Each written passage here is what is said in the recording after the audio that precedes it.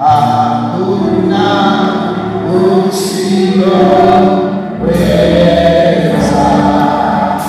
Mwambie Bwana, hakuna usiloweza.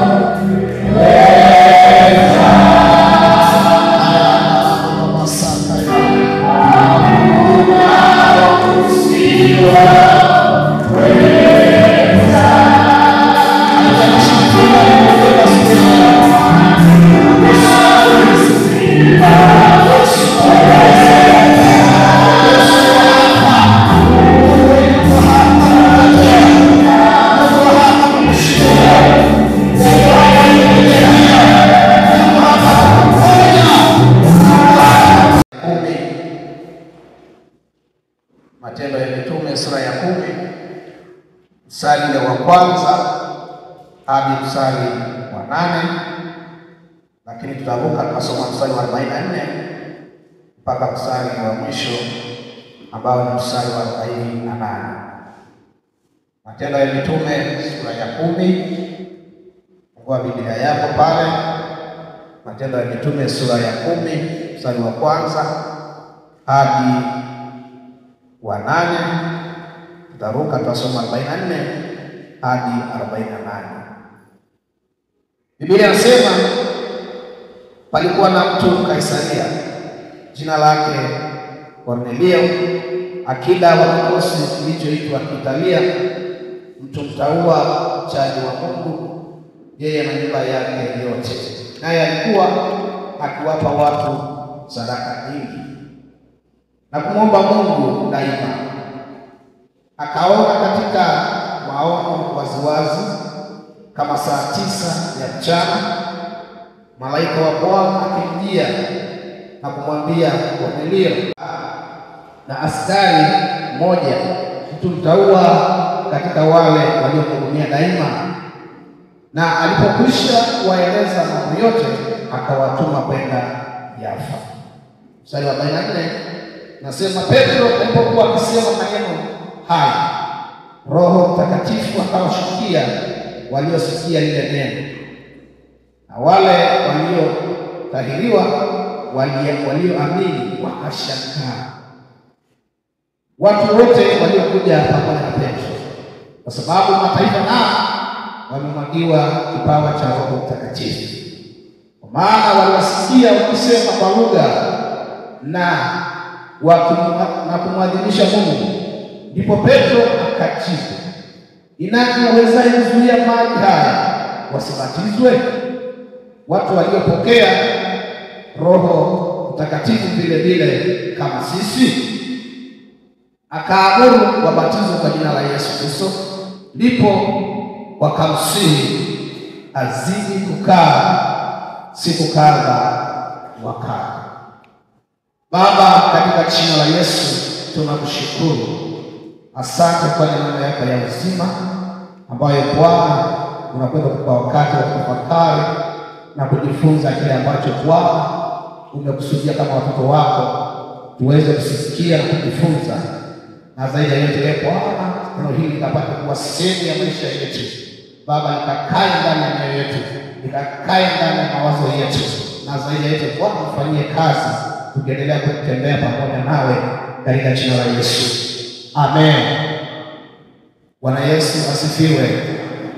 Kupitia maneno haya ambayo tumesoma, nataka nikushirikishe somo linalosema kukua na kuongezeka katika maisha ya wokovu. Kukua na kuongezeka katika maisha ya wokovu. Kukua na kuongezeka katika maisha ya wokovu. Wokovu tuliopokea una tabia ya kukua, una tabia ya kukua na kuongezeka. Maana tunapookoka ni kama vile tumezaliwa, Mtu anapookoka hata kama ni mtu mzima, huyo anaweza akawa mtoto kiroho. Kwa hiyo anatakiwa alelewe, atuzwe, afundishwe ili aweze kukua na kukulia wokovu. Petro pia anazungumza kwa habari ya kukulia wokovu anaposema kwamba yatamani maziwa yasiyogoshiwa ili muweze kukulia wokovu. Kwa hiyo wokovu au maisha ya wokovu yana tabia ya kukua na kuongezeka. Kwa hiyo ni wajibu wa kila muumini kujua ya kwamba anatakiwa kukua na kuongezeka katika wokovu aliyopokea. Anatakiwa kile kabisa kwamba anatakiwa kukua, na kuna mambo ambayo anatakiwa ayazingatie ili aweze kukua. Kukua maana yake nini? Ukuaji ile hali ya kuwa na uwezo na uimara. Kuwa na uwezo na uimara. Inazungumza kwa habari ya size au kimo au jazi au uzito. Lakini pia inazungumza kwa habari ukuaji, inazungumza pia kwa habari ya uimara, yani stability. Kuwa Kristo ambaye anakuwa imara katika maisha ya wokovu. Maisha ya wokovu yanahitaji uimara, yanahitaji uwezo, yanahitaji kuwa mtu mwenye uwezo wa kustahimili mambo ambayo yanaweza kutokea katika maisha. Lakini pia ongezeko au kuongezeka ile hali ya kuzidishwa,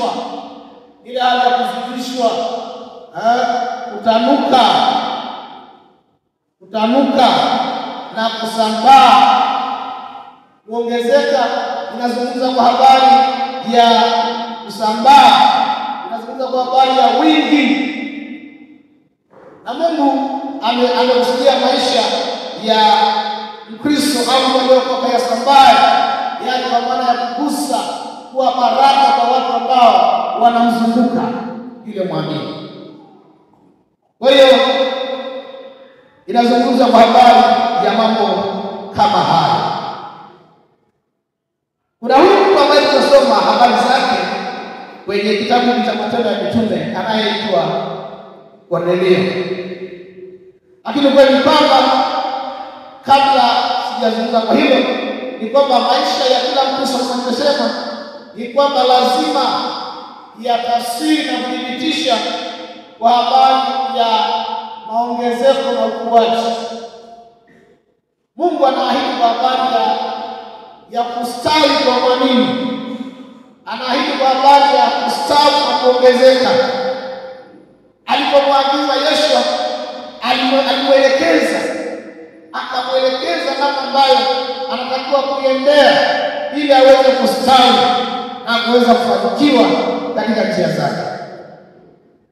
Anazungumza pia kwenye kitabu cha Ayubu sura ya 8 mstari wa 7, anasema ingawa huo mwanzo wako ni mdogo, lakini kwa siku zinazokuja unaweza kuwa mkubwa sana. Kwa hiyo kuna ukuaji jamani kwa habari ya maisha ya wokovu. Kuna maongezeko ambayo yanatokea, kuna mambo mapya ambayo yanatokea mtu anapomwamini Yesu Kristo kuwa Bwana na Mwokozi wa maisha yake. Kuna mambo mazuri, kuna tabia njema za kimungu, kuna mabadiliko ya kiroho, kuna mabadiliko ya ufahamu, kuna mabadiliko hata ya kiafya, kuna mabadiliko pia hata ya kiuchumi ambayo yanaweza kutokea mtu anapokuwa na Yesu ndani ya maisha yake.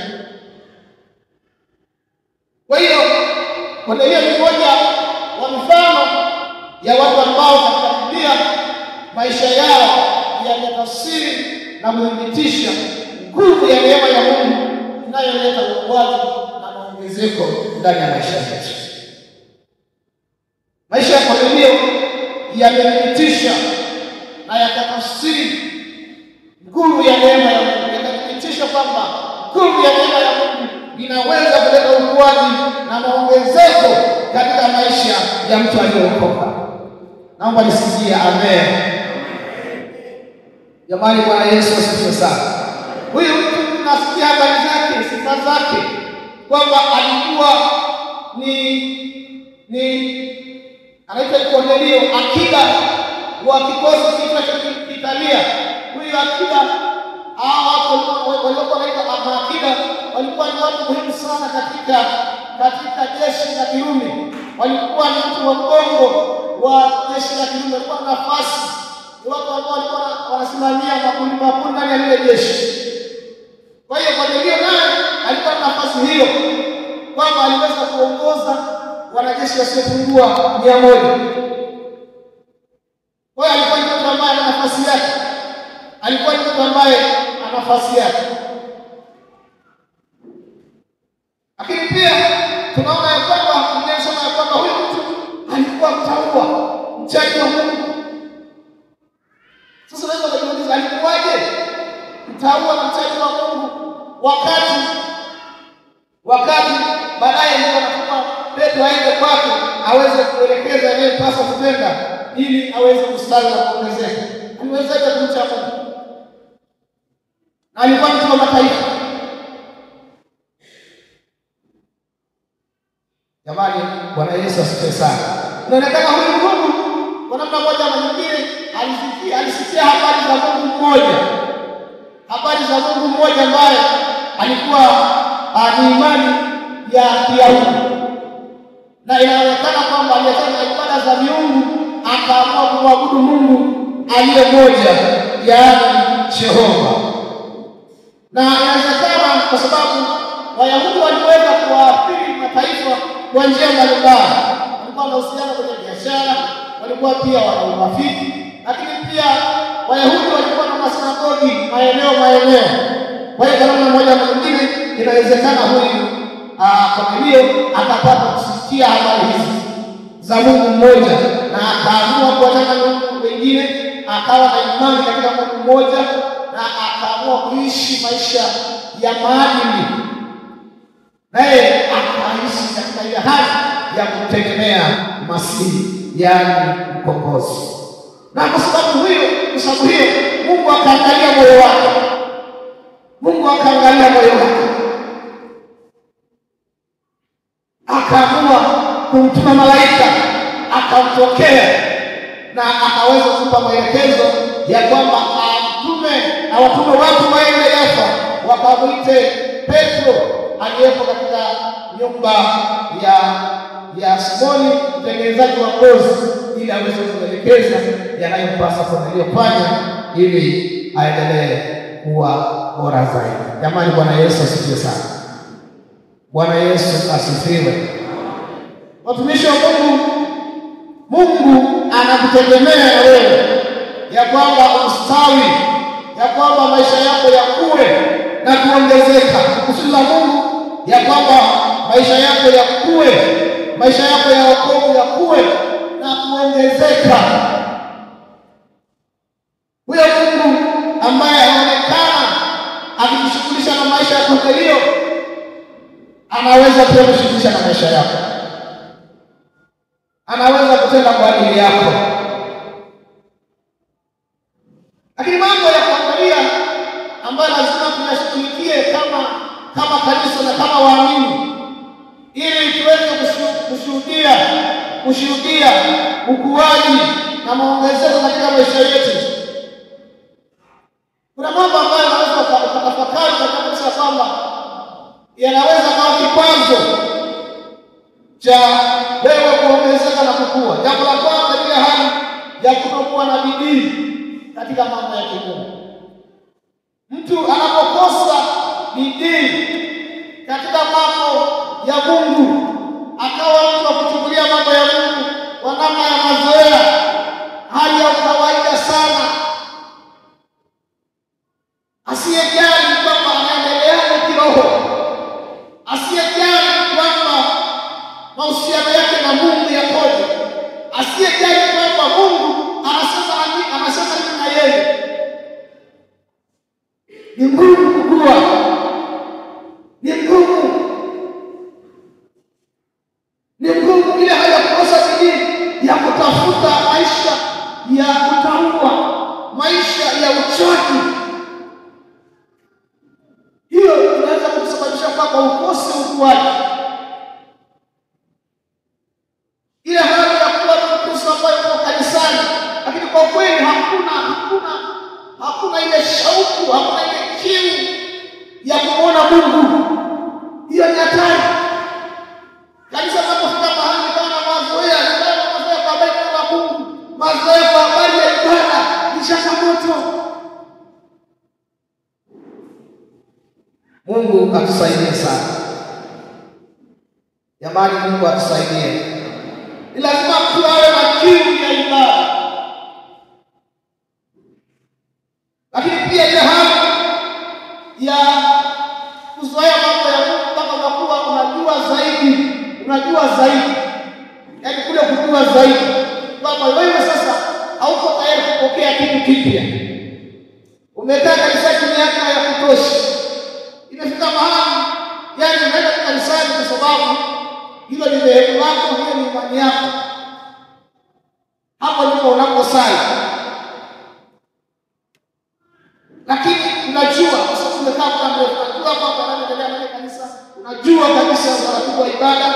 Sasa ile hali ya kutegemea kitu kipya hamna, kwa sababu unajua wewe ni mwenyeji, wewe umekaa muda mrefu ndani ya kanisa. Jamani, Mungu atusaidie sana. Hilo ni tatizo. Hilo ni tatizo. Ukifika mahali kwa kusema kwamba mimi najua, yaani hauko tayari kusikia kitu kipya. Hata kama sio jambo jipya sana, lakini nataka nikwambie inawezekana jambo ambalo umelizoea. Hilo Mungu anaweza kutumia kukupeleka kwenye hatua nyingine. Ni kesha ile ambayo ukizoea, inawezekana kwenye mkesha mmoja wapo Mungu akakusudia kukutoa mahali na kukupeleka mahali mwingine.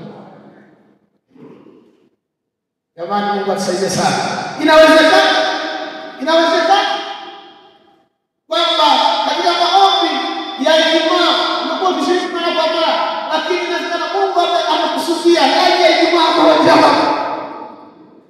akashughulika na maisha yako kwa namna ya kipekee, kwa namna ambayo hujawahi kuona. Jamani, Mungu atusaidie sana. Jamani, Mungu atusaidie sana. Haleluya. Kwa hiyo tunaona kwamba maisha ya Kornelio yakampendeza Mungu. Mungu akashindwa kutulia, akashindwa kunyamaza, akashindwa kutumia kwa ajili yake. Akaamua kufanya jambo, akamtuma malaika aende amwelekeze ili atoke pale alipokuwa aende katika hatua nyingine. Na nikwambie, Mungu anakuona. Mungu anayaona maisha yako. Mungu anajua hali ya moyo wako. Endelea kumtumaini. Bwana Yesu asifiwe sana. Bwana Yesu asifiwe sana. Kwa hiyo basi, mambo machache ambayo tunaweza kujifunza kupitia Kornelio yanayoweza kutusaidia na sisi tuweze kukua na kuongezeka katika maisha ya wokovu. Jambo la kwanza, tunaona kwamba Kornelio alimcha Mungu na kujitoa kwa Mungu pamoja na familia yake, kwamba yeye na nyumba yake walimcha Mungu na kujitoa kwa Mungu.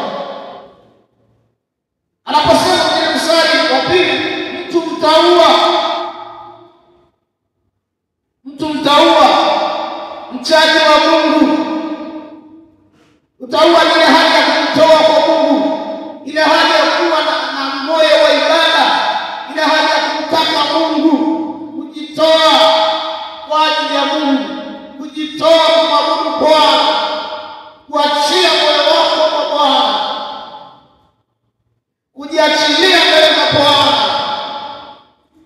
kuamua kumimina moyo wako mbele za Bwana. Ndiyo maana ya utaua. Sasa huyu Mungu alikuwa na moyo wa utaua, lakini pia alikuwa mchaji wa Mungu. Mungu atupe mioyo ya utaua Nasema Mungu atupe moyo wa utaua. Jamani, haleluya. Utaua hali ya ibada, kutokuzoea kuamua kumwabudu Mungu kwa upya. Kila itakapo leo moyo wako lazima umchike mbele za Bwana. Kila itakapo leo moyo wako lazima uwe na kiu kubwa kwa ajili ya kumtaka Mungu. Kwa hiyo kumcha Bwana na kujitoa kwa Mungu pamoja na familia yako yote inaweza kukusaidia. Unapoamua kujifunza kwamba natakiwa kila siku leo nimche Bwana na kujitoa kwa ajili yake, maana ukweli kwamba kila ulicho nacho ni mali ya Bwana. Uzima ulionao ni mali ya Bwana. Ufahamu ulionao ni Bwana atakupatia. Familia hii ulionayo ni Bwana atakupatia. Ni lazima uielekeze kwa Bwana. Ni lazima uifundishe hiyo familia njia za Bwana. Mche Bwana na kujitoa kwa Bwana pamoja na nyumba yako. Bwana Yesu asifiwe sana. Mithali 1:7 inasema kumcha Bwana ni chanzo cha maarifa. Unapokuwa kumcha Bwana unapata maarifa, unapata ufahamu, unapata akili njema, unapata uelewa, unapata ufahamu. Ni chanzo cha maarifa, ni chanzo cha maarifa. Wao bado kuishia kabisa ile hali ya uchaji, ile hali ya kumcha Mungu, kumwogopa Mungu na kujiepusha na ubaya. Hiyo inakusaidia sana uweze kukua na kushuhudia matendo makuu ya Mungu ndani ya maisha yako. Tunaona moyo huu ulikuwa pia ndani ya maisha ya Ayubu. Unaposoma Ayubu 1:1-5, unaona kwamba huyu Mungu alikuwa ni mtu ambaye anajishughulisha kwa habari ya familia yake. Hakuwa mtu wa kuabudu peke yake. Alikuwa mtu pia ambaye aliweza kujitahidi, akawa na bidii ya kuabudu Mungu, na alikuwa anaenda kutolea Mungu sadaka kwa ajili ya watoto wake. Hakutaka kuiacha familia yake nyuma. Alitamani kwamba waende pamoja, wawe pamoja mbele za Bwana pamoja na familia yake. Alikuwa anamtolea Mungu akiomba toba kwa ajili ya familia yake, kwa ajili ya watoto wake. Anatoa dhabihu kwa ajili ya watoto wake, ya kwamba yakini Bwana wangu akukosa. Kwa hiyo anafanya hivyo ili familia yake iwe salama. Unajishughulishaje kwa habari ya familia yako na Mungu? Biblia inasema kwenye kitabu cha Zaburi sura ya 34:9 ya kwamba wamchao Bwana hawatahitaji kitu. Wamchao Bwana hawatahitaji kitu. Nataka nikwambie, unapokuwa mchaji wa Mungu unapokea utoshelevu kutoka kwake. Unapokea utoshelevu kutoka kwake. Unapata kibali kutoka kwake. Unapokuwa mchaji wa Mungu hautahitaji kitu, maana neema ya Mungu itakuzukia. Neema ya Mungu itakutosheleza. Neema ya Mungu itakufunika. Neema ya Mungu itakuimarisha na kukuboresha. Sema amina. Jamani, Bwana Yesu asifiwe sana. Wewe mchaji, kumcha Mungu. Mungu anatisha, Mungu anastahili kuogopwa. Tunapoishi maisha ya kujichanganya na uovu, hapo tunatafuta matatizo, tunatafuta vurugu, tunatafuta ugomvi na Mungu. Hebu tumche Bwana ili tuwe salama. Jamani, haleluya. Na sisi kwa salama tu tutashuhudia baraka za Bwana, tutashuhudia utoshelevu wa Mungu, tutashuhudia utajiri wa Mungu kutufunika. Bwana Yesu asifiwe sana.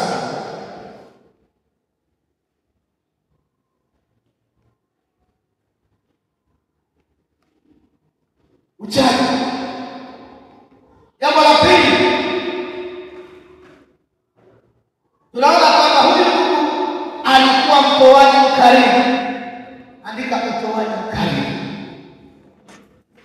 utoaji wa ukarimu. Alikuwa mtoaji mkarimu. Unaposoma ule mstari wa pili huo anasema naye alikuwa akiwapa watu sadaka nyingi na kumwomba Mungu daima. Alikuwa akiwapa watu sadaka nyingi na kumwomba Mungu daima. Alikuwa akiwapa watu sadaka nyingi. Alikuwa mtoaji mkarimu. Alikuwa mtoaji mkarimu. Tunapokuwa na moyo ya ukarimu, toaji, hautahitaji kitu. Mungu atakutosheleza. Mungu atakushughulisha na maisha yako. Mungu ataguswa na vile ulivyo na moyo wa ukarimu, moyo wa utoaji. Biblia inasema ya kwamba heri kutoa kuliko kupokea. Heri kutoa kuliko kupokea. Biblia inasema katika kitabu cha Wakorintho sura ile ya Wakorintho wa pili sura ile ya 9 mstari wa 6 ya kwamba apandaye kwa ukarimu atavuna kwa ukarimu, lakini apandaye kwa uhaba atavuna haba. Mungu atusaidie sana. Ukarimu, moyo wa ukarimu, hali ya kuwa na moyo wa kushughulisha kwa ajili ya utoaji ndani ya nyumba ya Mungu, hata kwa watu pia. Uchoyo au hali ya kuwa mbalifu ni silaha ya shetani ya kukuzuia baraka za Bwana. Pamoja na bajeti zako zote, ni kweli wewe ni mtu wa budget. Wewe ni mtu ambaye una mipango na bajeti zako haziingiliwi. Ni mtu wa akiba nyingi, sawa. Lakini nataka nikwambie, inapofika mahali unashindwa kumtolea Mungu kwa sababu ya budget, hapo umewezwa. Unapokuwa na hali ya kila mwaka unamfanyia Mungu sadaka kwa sababu ya budget, hiyo ni changamoto. Hilo ni tatizo. Na kwambia hautafurahia wokovu. Maana katika Mungu, kwa sababu Mungu ni mtoaji, na sisi hataweza kupepa sana za watoaji. Ndani ya nyumba ya Mungu lazima tupate mahali, kama wewe unabana sana, unakuwa na moyo wa kunyima, kumtolea Mungu hata kumsaidia watu. Mara nyingine ndani ya kanisa utaanza kuona kama unachukiwa. Kwa nini? Kwa sababu ndani ya kanisa kuna utoaji wa aina mbalimbali. Inafika mahali unaona kama vile ni mzigo, maisha ya wokovu ni mzigo. Bali katika maisha ya wokovu hakukwepo swala zima la utoaji. Hatuwezi kukwepa. Lazima utoe. Unamtolea Bwana asubuhi, unamtolea Bwana mchana, unamtolea Bwana jioni. Jamani, Bwana Yesu asifiwe sana. Utoaji karimu. Utoaji karimu unagusa Bwana. Unagusa Mungu. Kwa sababu Mungu mwenyewe ni mtoaji tangu awali. Kwa ukitaka kuona ukuaji, kukua na kuongezeka katika maisha yako, lazima tuwe utoaji. Lazima tuwe utoaji. Lazima tuwe utoaji. Unajua unapomnyima hata Mungu, unapomnyima Mungu, itafika mahali unaanza kunyima wewe mwenyewe. Itafika mahali hata unashindwa kutumia familia yako kwa sababu tu ya moyo wa kubana, moyo wa unyimifu, moyo wa uchoyo. Ni moyo unaochukiza mbele za Bwana. Ni moyo ambao unachukiza mbele za Bwana. fundisha moyo wako utoaji wa ukarimu. Uwe na utayari wa kutolea Bwana kwa ukarimu. Haleluya. Wala wazee kuagizwa kwenda kujenga hema na kukutania sawa sawa Kutoka 35:29.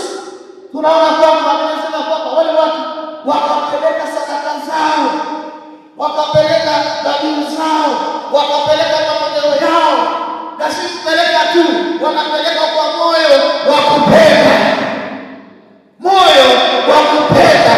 Hebu mtolee Bwana, uwe unamtolea Bwana kwa moyo wa kupenda.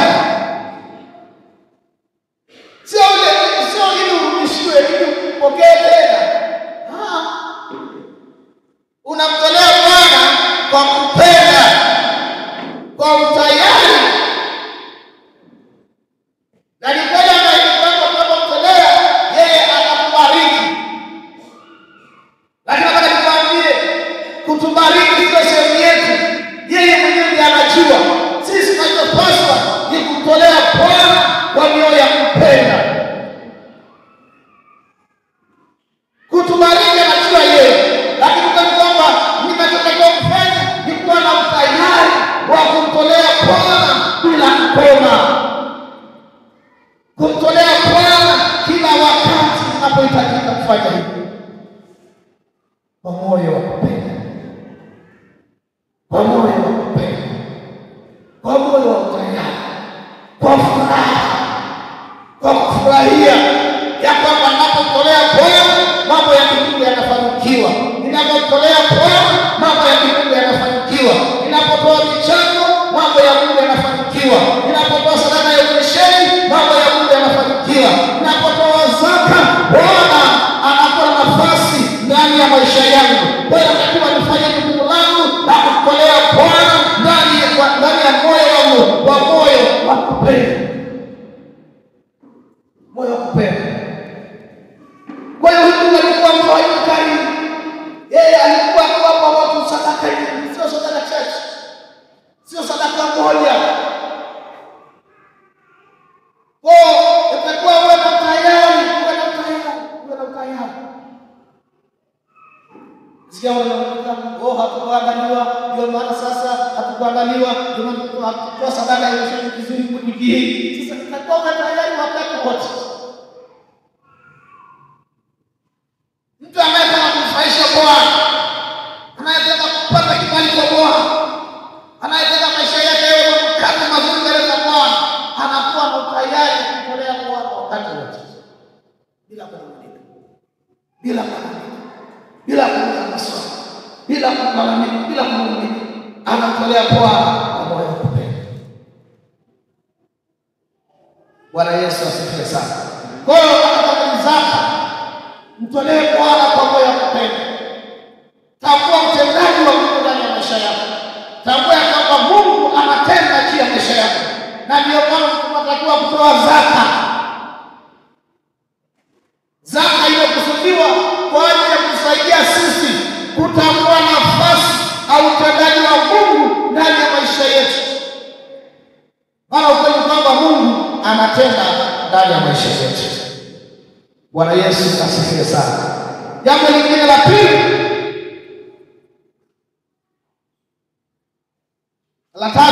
jambo la tatu. Huyu ndugu Abraham pia alikuwa akiwapa watu sadaka nyingi na kumwomba Mungu daima. Kwa hiyo alikuwa muombaji mara kwa mara. Kwa andika, uwe muombaji asiyekoma. Kuwa muombaji asiyekoma. Jamani, maisha ya maombi yanaalika uwepo wa Mungu ndani ya maisha ya mwamini. Maombi yanaalika, yanakaribisha, yanaruhusu uwepo wa Mungu uweze kutawala ndani ya maisha ya mwombaji. Mtu mmoja anasema kwamba maombi yanapokuwa sehemu ya maisha yako, maombi yanapokuwa tabia yako, sehemu ya maisha yako. Bwana Yesu asifiwe sana. Hautakosa kuona Mungu akitenda. Hautakosa kuona Mungu akikukuza. Miongoni mwa mambo ambayo yanasaidia Mkristo kukua kiroho ni pamoja na maombi.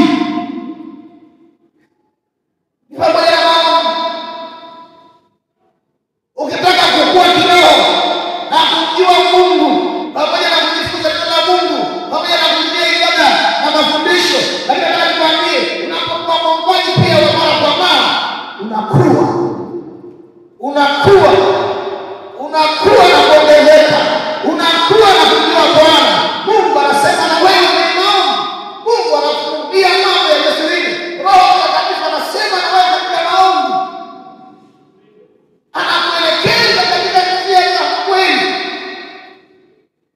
Unapokuwa mwombaji. Jamani, Bwana Yesu asifiwe sana.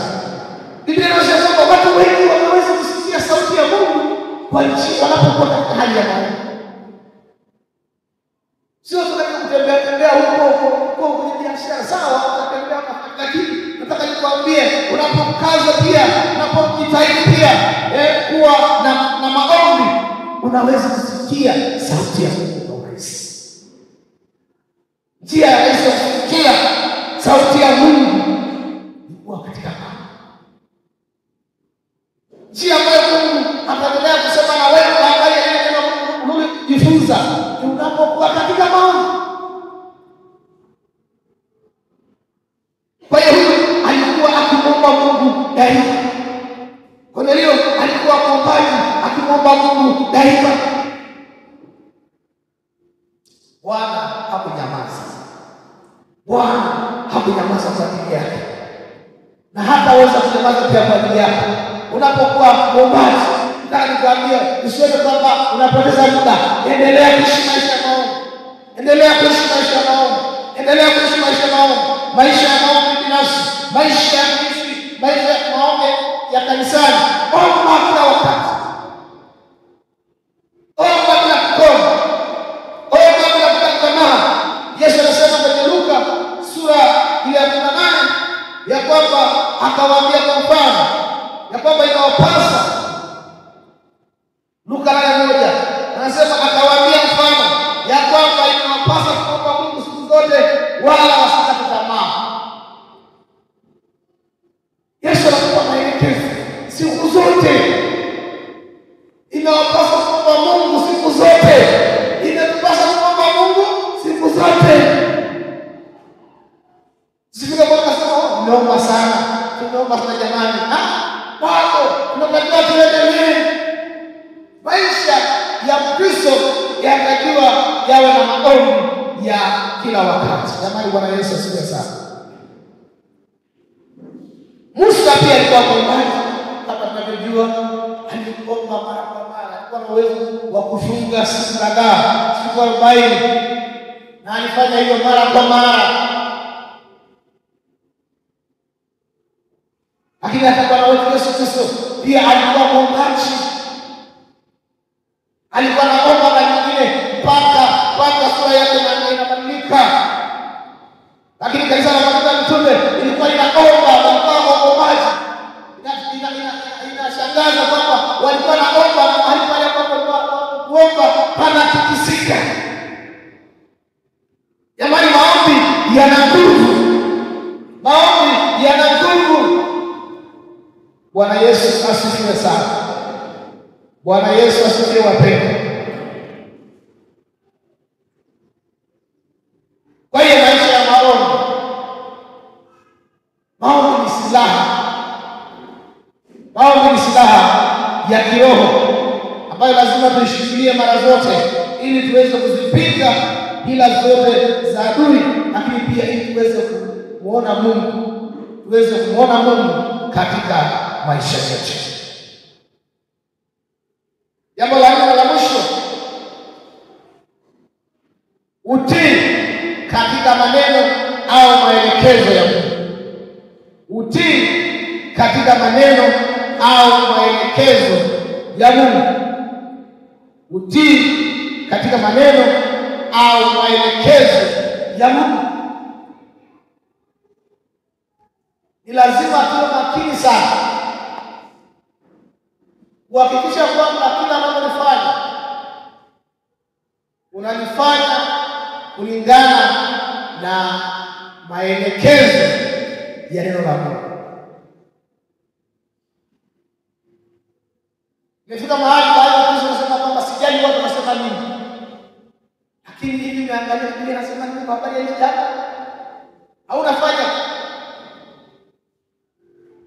Jamani, sisi tunayo maelekezo, sisi tunao mwongozo namna ya kuenenda.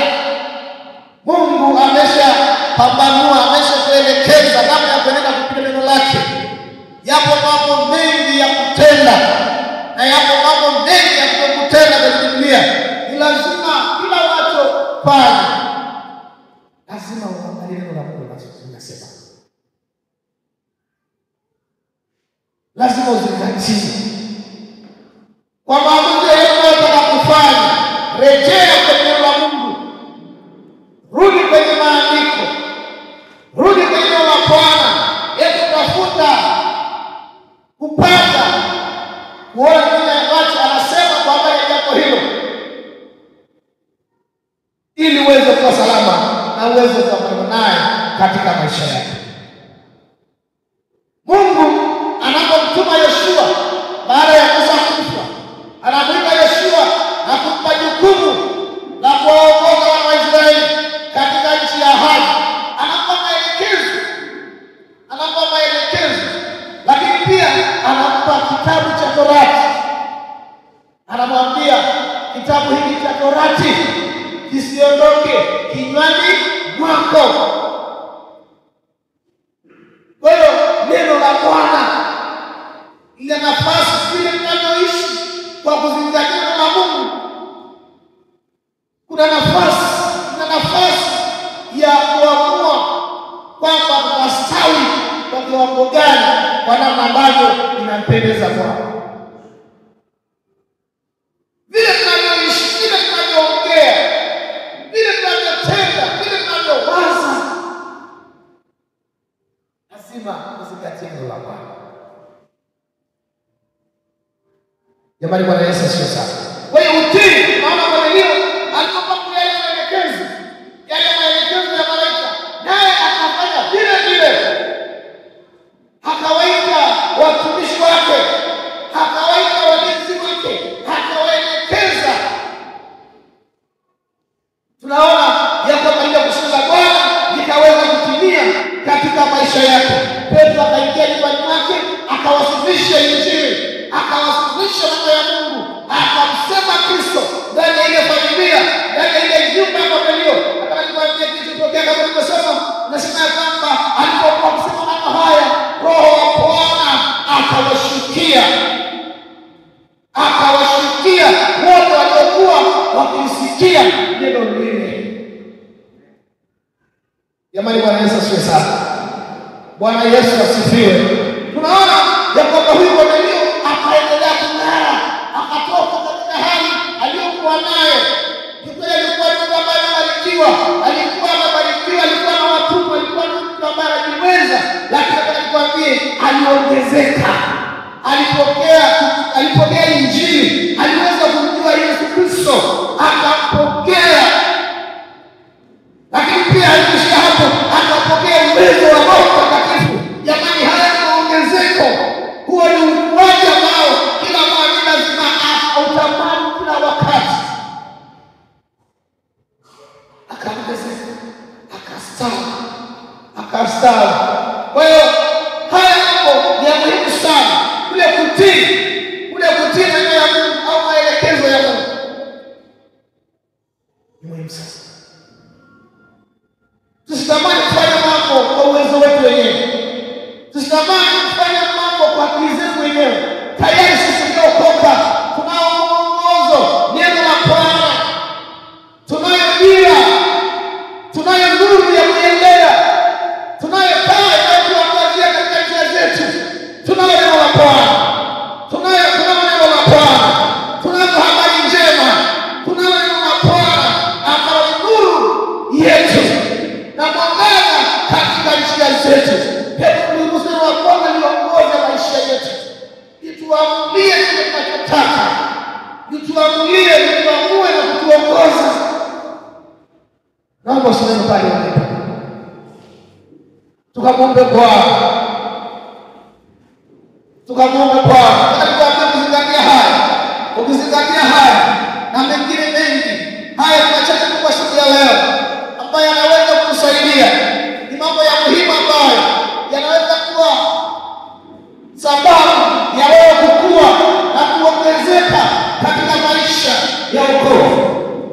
Yuko Mungu anayetukuza, yuko Mungu anayetuongeza, yuko Mungu anayeboresha, yuko Mungu anayetubadilisha, anayetutoa hatua moja hadi nyingine. Yuko Bwana aliyetenda wakati wa madeleo, anaweza kutenda kwa ajili yetu. Asubuhi ya leo tunapopenda mbele za Bwana, nataka niombe mtu anayesema natamani ukuaji wa Bwana, natamani Bwana anipe neema ya kukua na kuongezeka. Inawezekana ni huduma yako, inawezekana ni uchumi wako, inawezekana ni familia yako inahitaji ukuaji, inahitaji ongezeko. Yuko Bwana anayeweza kutenda kwa ajili yako asubuhi ya leo. Hebu mnapofunga macho yako pale ulipo, ukitafakari kuwa Mungu, yuko Mungu anayeweza, yuko Mungu anayesema na kutenda. Raka ya Darabosaka, yuko Mungu anayeweza kukutoa pale ulipo, anayeweza kukutoa katika hatua uliyopo, akakupa hatua nyingine. Unapoondoa hali ya mazoea, unapoondoa hali ya kawaida kuzoea Mungu, ukaamua kujivika moyo wa uchaji, moyo wa utaua, moyo wa utoaji, moyo wa maombi, moyo wa utii kwa Bwana, maisha yako hayataka kuwa kama yalivyo. Hauna haja ya kuogopa, hauna haja ya kutishika. Yawezekana mengi yamenenwa juu ya maisha yako, ya kwamba hautafanikiwa, ya kwamba utafeli, ya kwamba hautaweza, ya kwamba hautaweza. Nataka nikwambie, uwepo wa Bwana, nguvu ya Bwana, neema ya Bwana inayoweza kutenda mambo makubwa iko mahali hapa siku ya leo. Raka ya Darabosaka, anayekusudiwa kustawi ni wewe, aliyekusudiwa kustawi ni wewe, aliyekusudiwa kustawi ni wewe, aliyekusudiwa kuongezeka ni wewe, aliyekusudiwa kuwa imara na bora kwa ajili ya utukufu wa Mungu si mwingine, ni wewe. Na nataka niombe na wewe sasa kwa moyo wa utayari kabisa, bila mazoea. Kuna mahali nahitaji ukuaji ndani ya maisha yako. Raka ya Darabosaka, rika ya Darababasaka, rika ya Daramasaka ya Darababosaka. Yuko Roho wa Bwana mahali hapa sasa, asababishe ukuaji ndani ya maisha yako, asababishe ukuaji ndani ya maisha yako, asababishe ukuaji ndani ya maisha yako. Inawezekana umekata tamaa, umeona kama bila hutastawi katika huduma yako, katika nyumba yako, katika maisha yako ya kiroho. Hapana, nataka nikatae mawazo hayo mabaya, nataka nikatae mawazo hayo. Haya ni mawazo manyonge. Yuko Roho wa Bwana, ipo nguvu ya Bwana, ipo nguvu ya Bwana, ipo nguvu ya Bwana, ipo nguvu ya Bwana. Rika ya Darabosaka, wachungaji wangu na wasitoke mikono chini yao. Bwana anawavusha, Bwana anawainua, Bwana anawakusa kwa namna ya kipekee tena siku ya leo. Rika ya Darabosaka, yaka ya Darabosaka. Hebu mwite Bwana bila mazoea, hebu mwite Bwana bila kawaida, hebu mwite Bwana kwa moyo wa dhati, hebu mwite Bwana kwa moyo wa kiu. Rika ya Darabosaka, Mungu wa hawa inatendea makubwa, utatendea makubwa. Bwana inakuita siku ya leo, kwa ajili ya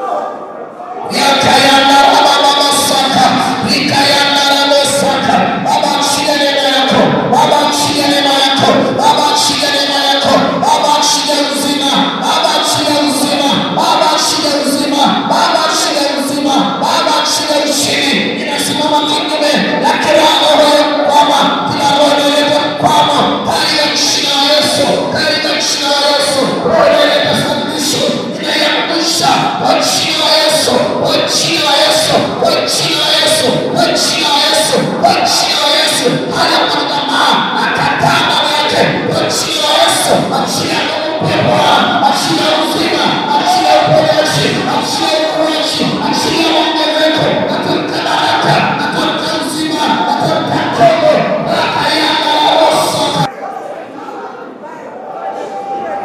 Umekusudia mema tena, umekusudia mema tena, umekusudia mema tena, umekusudia mema tena. Katika jina la Yesu, katika jina la Yesu, katika jina la Yesu, katika jina la Yesu, kila mtendaji wa adui au mamlaka au nafasi ndani ya maisha yako, ikaenda Osaka na kapalo yana kwa jina la Yesu Kristo, katika jina la Yesu, katika jina la Yesu, katika jina la Yesu, katika jina la Yesu, katika jina la Yesu. Bwana achilia neno, Bwana achilia neno, Bwana achilia neno, Bwana achilia neno. Bwana nakupokea sasa, Bwana nakupokea sasa, Bwana nakupokea sasa, kukutoa pale ulipo rakayamba raboshaka, kukupeleka hatua nyingine katika jina la Yesu Kristo. Unapokea katika moyo wako rakayamba raboshaka kwa jina la Yesu, kwa jina la Yesu, kwa jina la Yesu, kwa jina la Yesu, kwa jina la Yesu, kwa jina la Yesu. Hautafeli bali utastawi, bali utastawi, bali utastawi, bali utashinda. Pokea neema ya ushindi, pokea neema ya ushindi katika jina la Yesu. Rakayamba raboshaka, rakayamba raboshaka katika jina la Yesu, katika jina la Yesu. Yakayamba raboshaka, yakayamba raboshaka, yakayamba raboshaka. Uko wa Bwana unakutoa pale ulipo kwa jina la Yesu. Neema ya ukuaji, neema ya ukuaji, neema ya maongezeko katika jina la Yesu, katika jina la Yesu, katika jina la Yesu, katika jina la